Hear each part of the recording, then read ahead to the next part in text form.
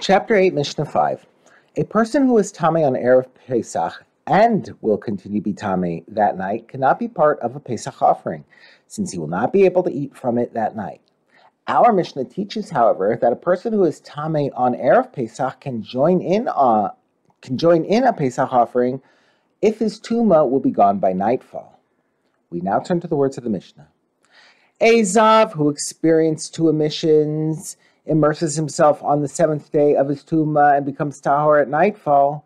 Therefore, we may slaughter the Pesach offering on his behalf on the seventh day of his Tumah, if it falls on Erev Pesach, since he will be able to eat from the offering that night.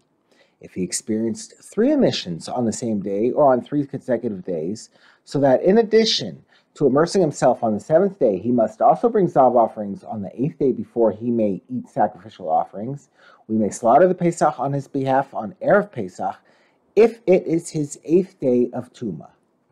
The Mishnah discusses the rule for women who experienced abnormal blood flows.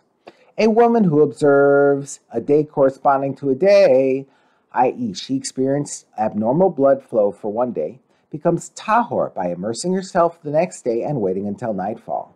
Therefore, we may slaughter a Pesach offering on her behalf on her second day, on the day following her flow. If she experienced abnormal flows on 2 consecutive days, in which case she purifies herself by immersing on the third day and waiting until nightfall, we may slaughter a Pesach offering on her behalf on the third day.